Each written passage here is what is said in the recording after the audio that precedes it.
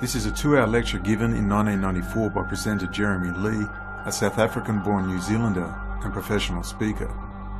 It sums up everything we see today and makes particular focus on Anatoly Golitsyn and his book New Lies for Old, describing the breakup of the Soviet Union as a ploy to placate the West and rebuild the dead centralized command and control Soviet system.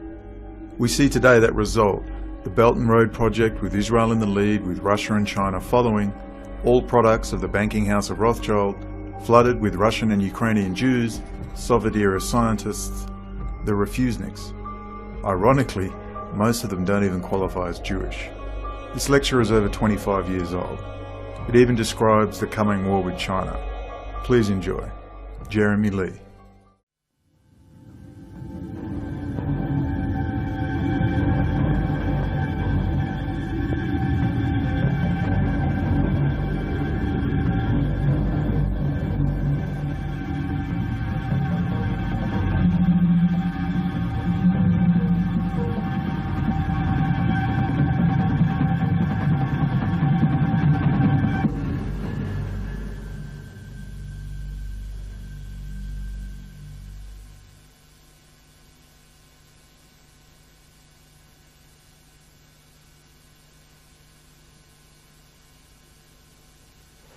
Now, the subject that I've been given to speak on is the question of the New World Order and what it is, and I think the title is The New World Order, Seduction or Solution.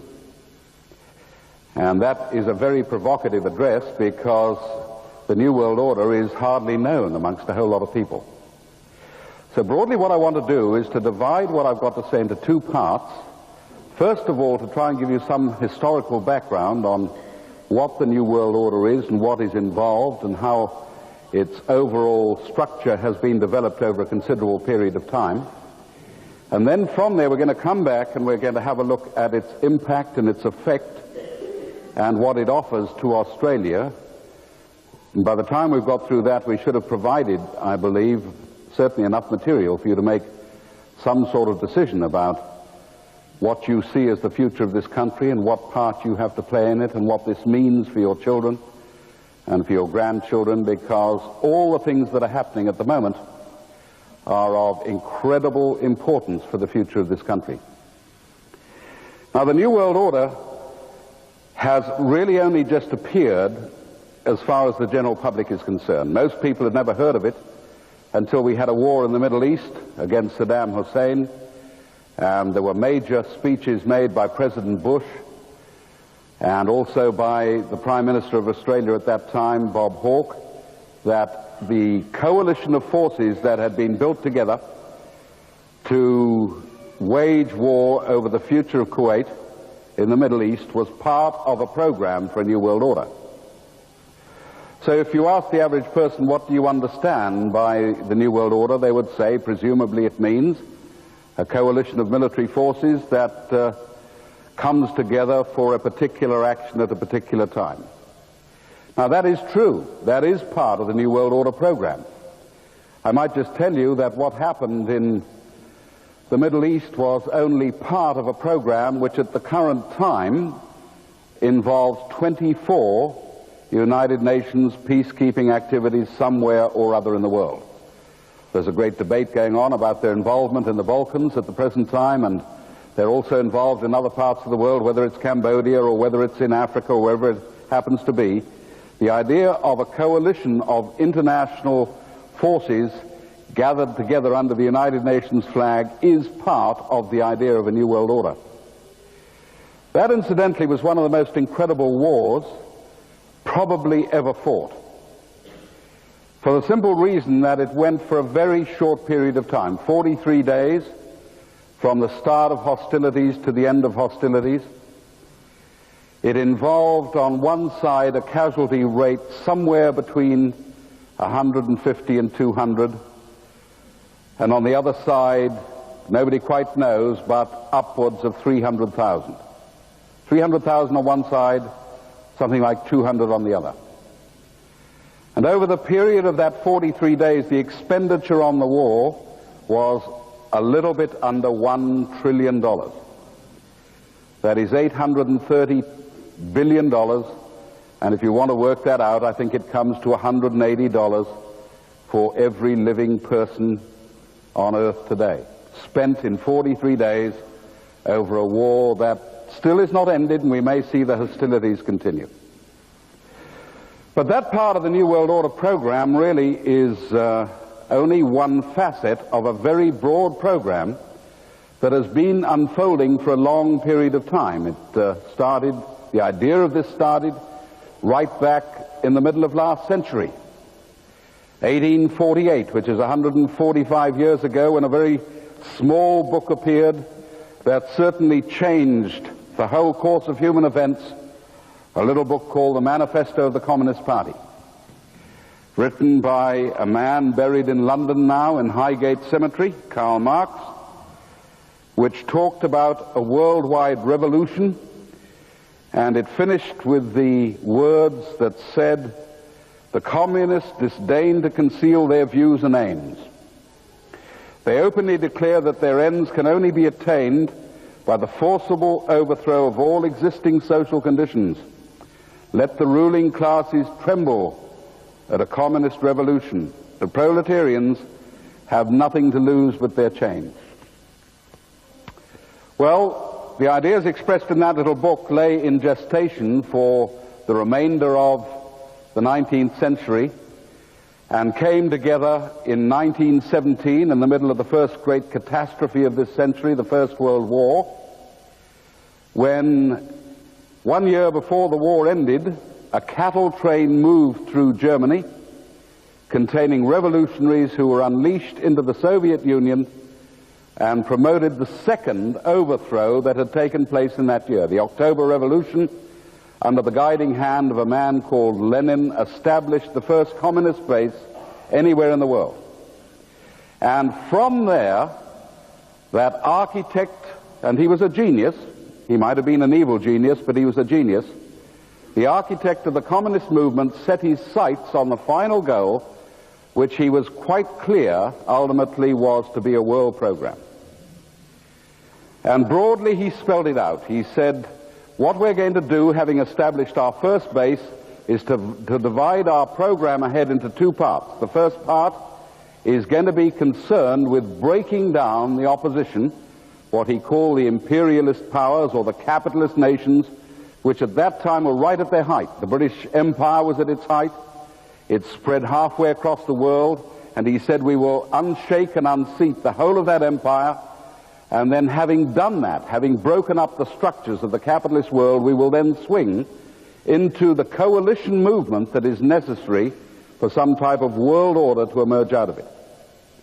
And the whole of the first part of that program started in 1917. Lenin only lived a short time after that revolution. He died in 1924, but he'd done all the planning work which was then carried on by men like Stalin. And in 1936, they had managed to establish not only their base in the Soviet Union, but they'd established a huge international movement that came together, known as the Communist International, or in short, the Comintern. It was known popularly as the Comintern. And the Comintern in 1936 established its program, which contained three major parts. And those three parts were: one, we aim ultimately to socialize the economies of all the nations of the world. Two, we aim to bring about regional blocks or unions of the various groupings of those socialized nations. And then third, we want to amalgamate all those regions into one final world order.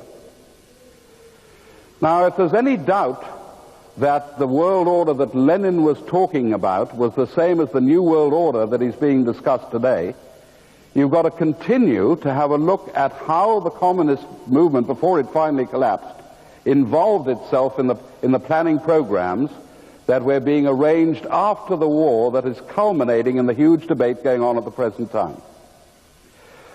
So from that period on, that is the beginning of the 30s, right through the Second World War, the program of revolution continued.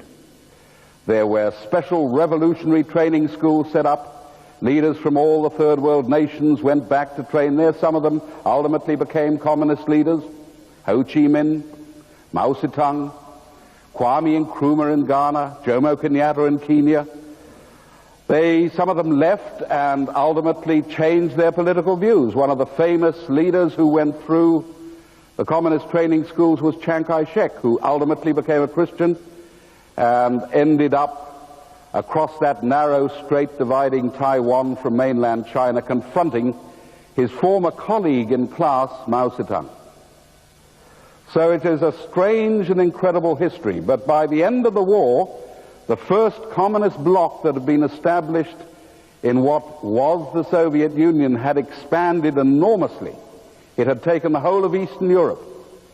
And today here in Australia you can meet many Australians who came from those areas who remember what happened. Czechoslovakians who saw their country engulfed in 1948 without firing a shot, white-anted from within, and suddenly the Czechoslovakians waking up and finding that the previous democratic system they had got had been transferred and changed into a totally centralized power structure that from there on completely eliminated all freedom.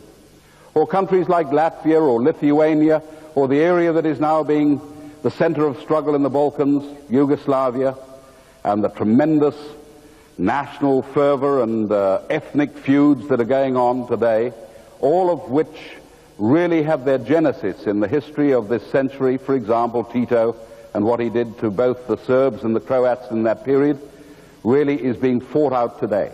So there is no such thing as an issue in 1992 that can be divorced from its roots or its origins back earlier in this century.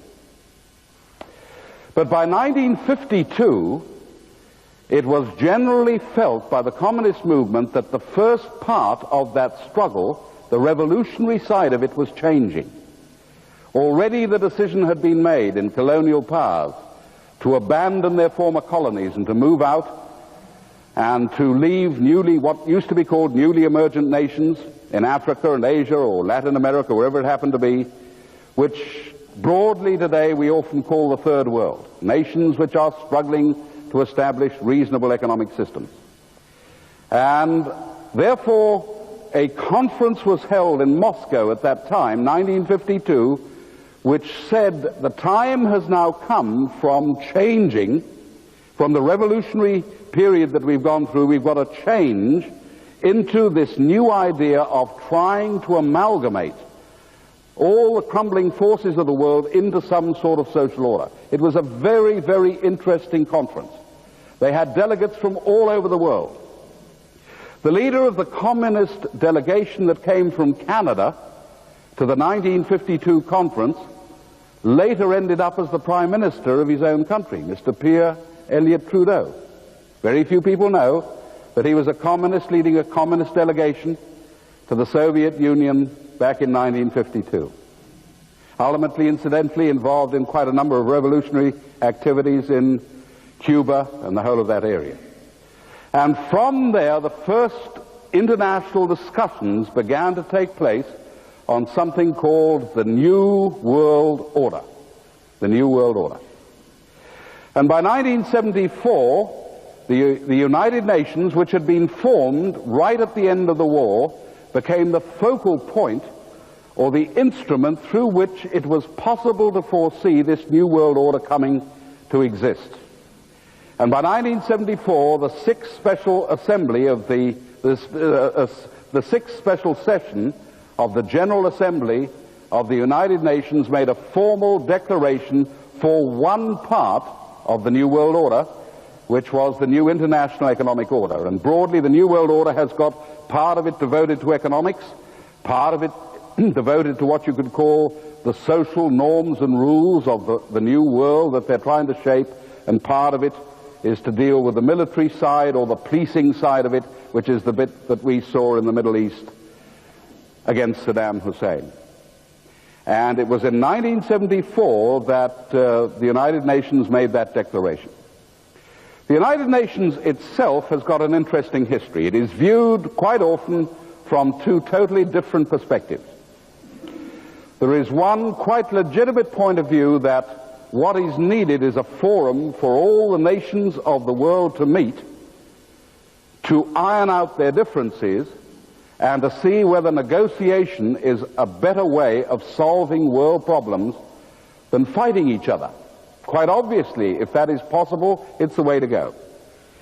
There is another quite different view that sees the United Nations as an embryonic power mechanism which supersedes nations and which ultimately accumulates the decision-making process for the world that previously used to be the prerogative of governments like the British government or the Australian government or the New Zealand government or Europe, America, or whatever it happens to be.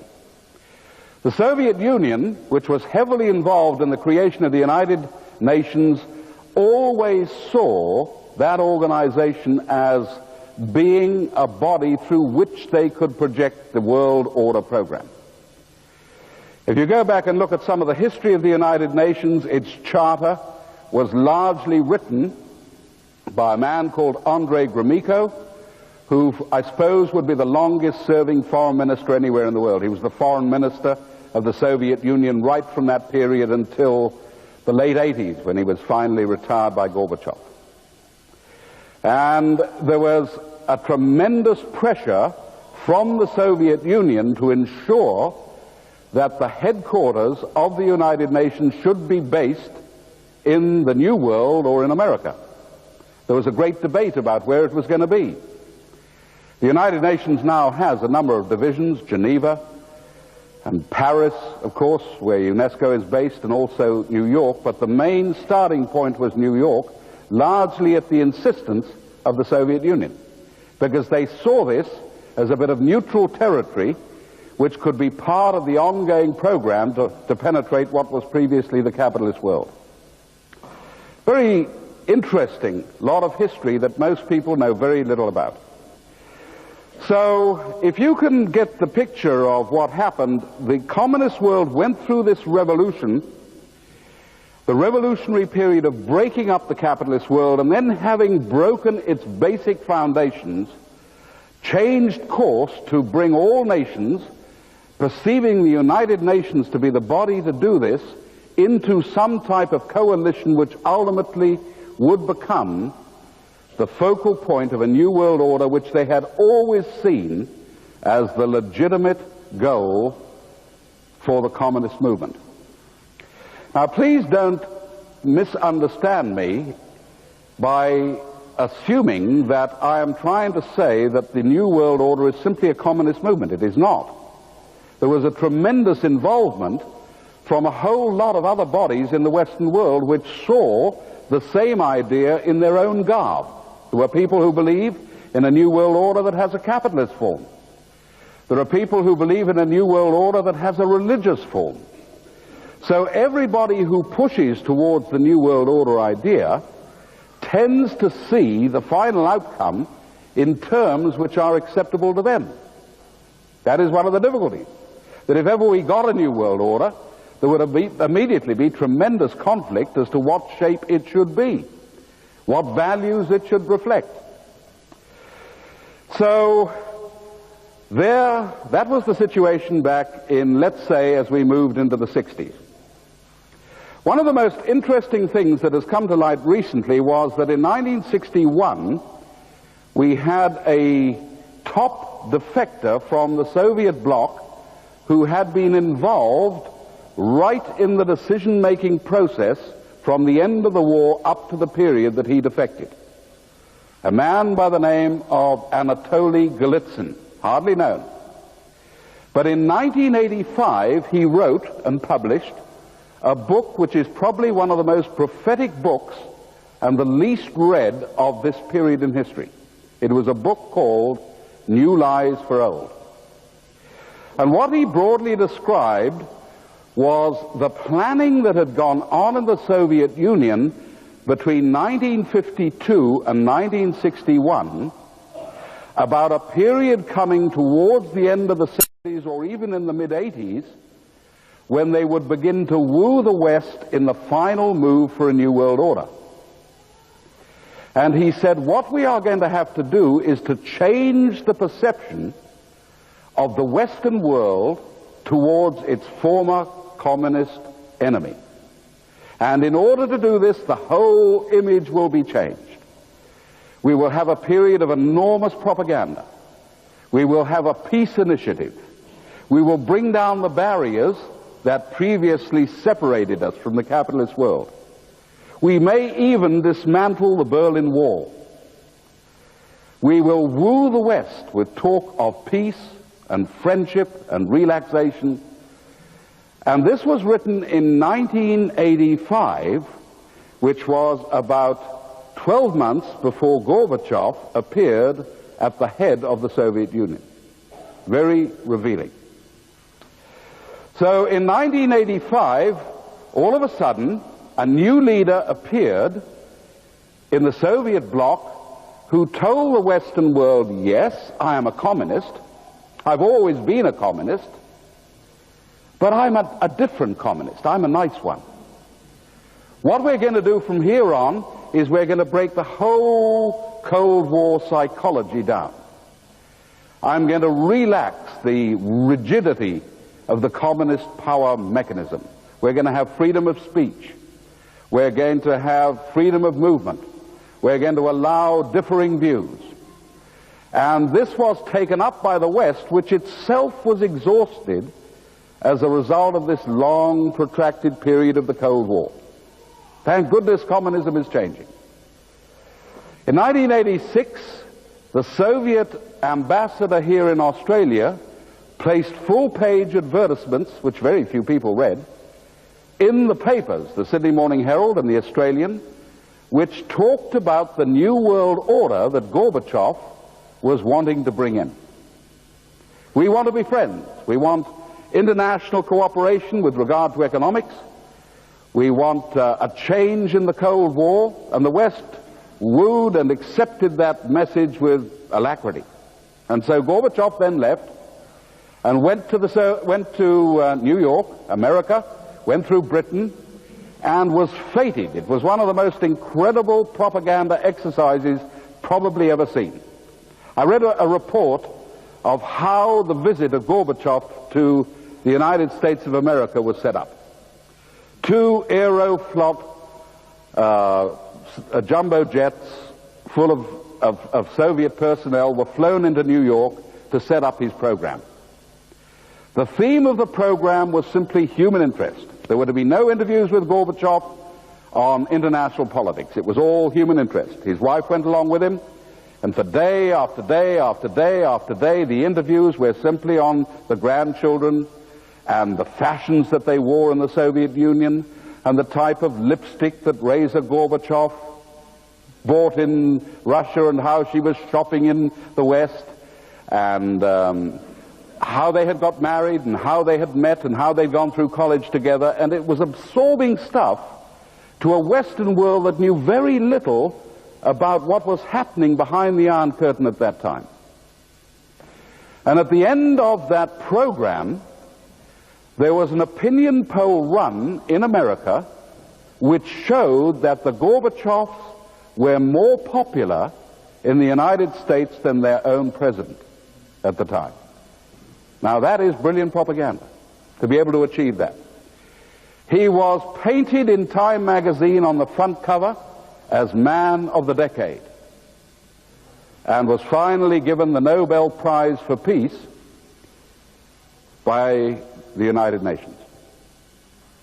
Now this culminated in 1990 of August. And you could really say that this program that was set in existence by Lenin, and which had fought its way right through the Depression and right through the Second World War and right through that subsequent war period, culminated in a strange conflict, not only between two systems, but between two individuals.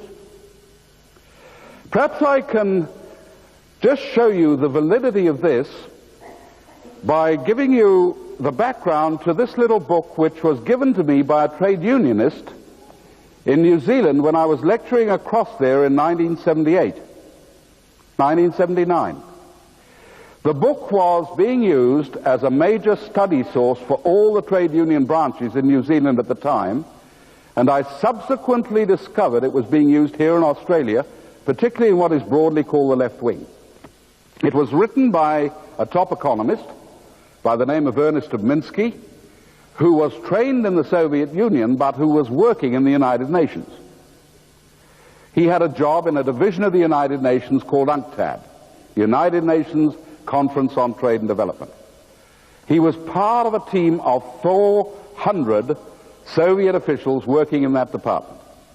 And the little book that he wrote in 1978 and printed in the Novosti Press publishing house in Moscow was the Soviet evaluation of the New World Order, which the United Nations had declared to be the program in 1974.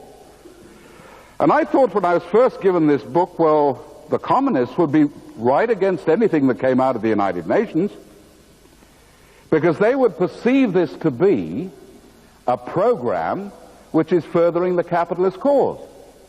And I was astounded to find that when I opened this book and started reading it, it was quite specific. Mr.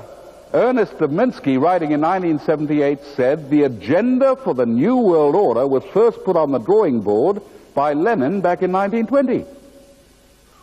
If we can persuade the nations of the Western world to release their national decision-making mechanisms and to transfer them across into international organizations, this will ultimately provide us with exactly what Lenin was talking about, the means to bring in a new world order, which is the ultimate in centralized power."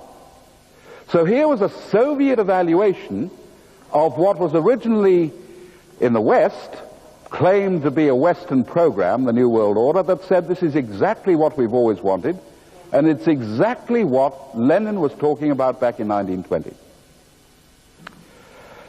And Gorbachev was the man who was picked to present the new image of communism to the West in order to provide the base where the whole Soviet bloc could be brought into the new world order that was being prepared. And he was undone by one lonely individual living in the United States, whose name is Alexander Solzhenitsyn.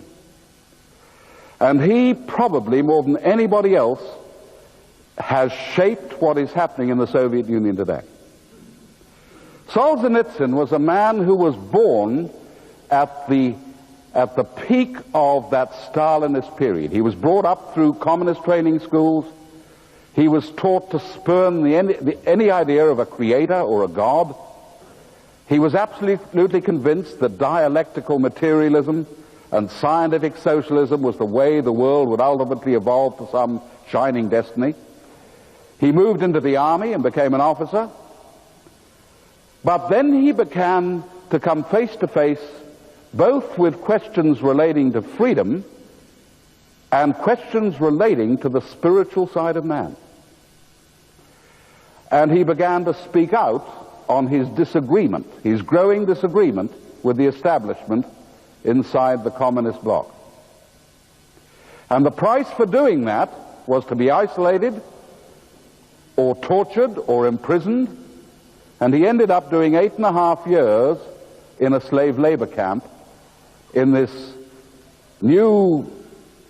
This was going on, the latter part of Solzhenitsyn's period, at the time when Gorbachev was preparing to come to power and bring the Soviet bloc into the New World Order.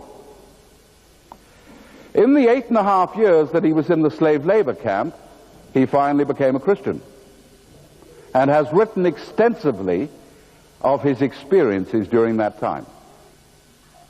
While he was in the same slave labor camp, he wrote the first volume of the Gulag Archipelago without a pencil and paper.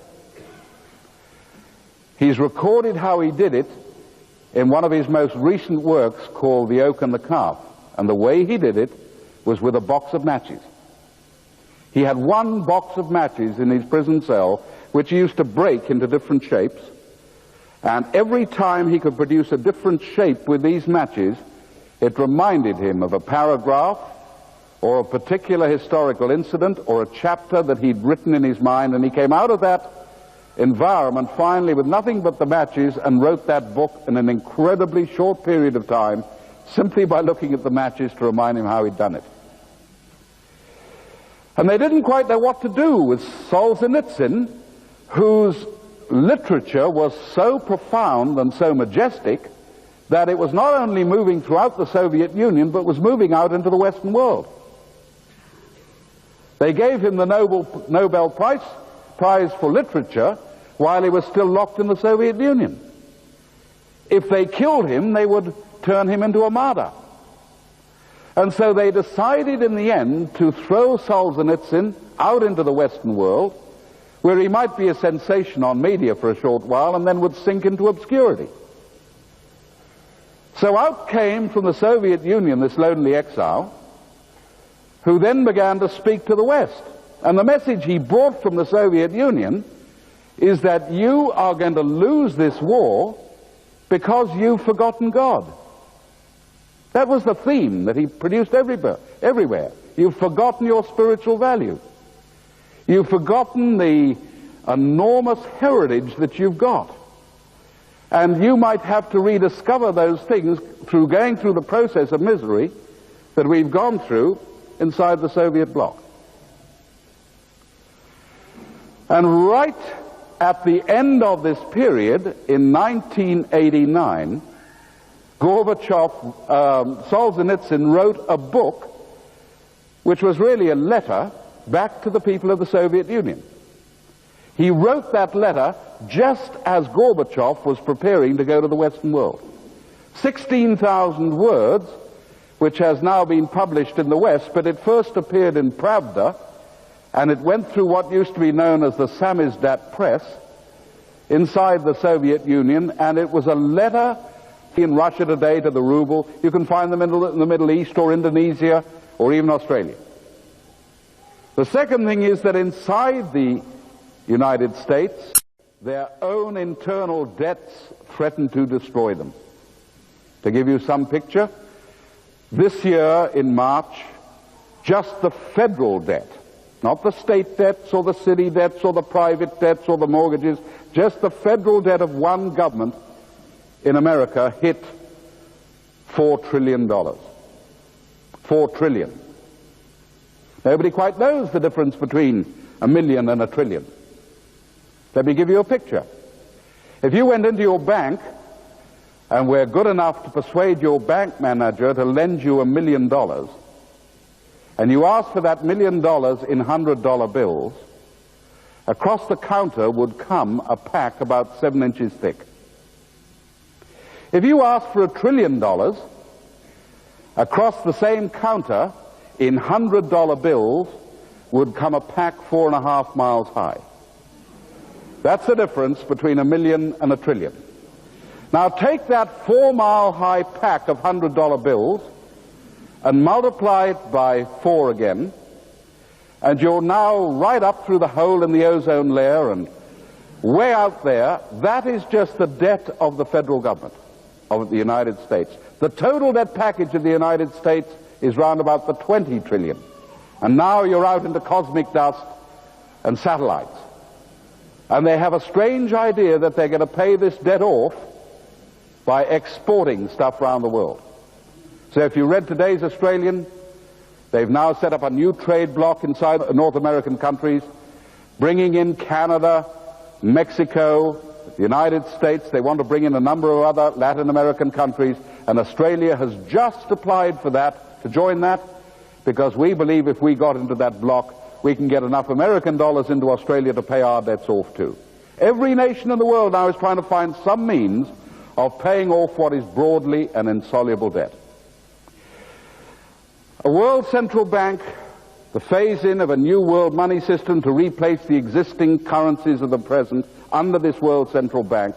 The third part of the program is something called the IPC, the Integrated Program for Commodities, under which the control of the production and distribution of the major foodstuffs, fibers, and minerals of the world would shift out of national control into the United Nations Conference on Trade and Development, which is a big body in the UN, And by the time you've gone through all that, the decision-making process for economics would move into the United Nations. The second part deals with the social order.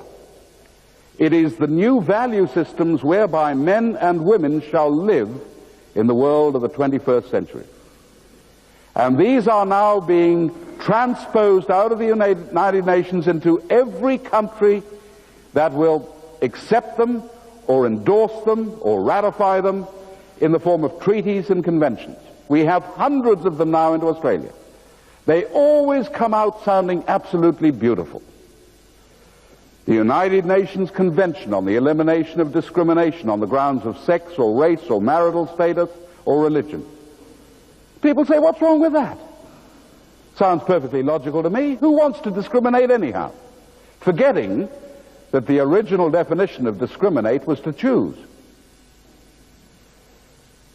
Why should anybody want to discriminate against women or men or people of another color or people who have a different faith system? And the fair go reaction of the Australian is, that sounds reasonable to me. We're a reasonable people. So they ratify that convention, which comes in and is translated into law, and by the time it begins to work, it produces the exact opposite of what you thought it meant. It is now illegal to go to your own local newspaper and place a little advertisement in the classified section saying, I would like a married couple to come and work on my little farm or in my business. Because the word married is a form of discrimination against unmarried people. Is that what you thought it meant when you first heard it? The elimination, or let's say, the Convention on the Establishment of the Rights of the Child. Doesn't that sound terrific? We are right against any form of the exploitation or abuse of children. Why not have an international convention on the rights of the child? But by the time it becomes law, you discover that the rights of the child encompass the elimination of the rights of parents. In fact, there is a clause in that convention which says, parental discipline is a form of discrimination against children. Is that what you thought it meant? Now, what am I trying to say? What I'm trying to tell you is that there is gradually being introduced into every nation a new value system whose origins are a new religion which is replacing the old one. And the new religion is the religion of humanism. Humanism has been cited as a formal religion by the United States Supreme Court because it has a belief system, a value system, a manifesto, which is only another word for a gospel. It has its own preachers. It has its own collections, its own churches and organizations. It is at war with any idea of a supernatural God, which it spurns as being a form of superstition. And we are caught in the middle here in Australia as a nation moving out of its traditional Christian value system, even though we might not be Christian believers in many cases. The values have their origin in a Christian heritage that goes right back 2,000 years, caught in the middle in a situation where the majority now have no values, have not been taught any values, where the educational system quite deliberately says we are secular, we're not in the value teaching business, providing a fertile ground for the replacement of the old with the new that is to come in. And the tragedy is that those who hold still the traditional value system of the Christian faith do not even know that war has been declared upon them, and are certainly not out in the battlefield. And that is where we are as we move into the last 7 years of the 20th century. Now we're going to look in the next section at how all this shapes and relates to the future of Australia, what it has done in the field of economics, and what it means for the Australia of the future.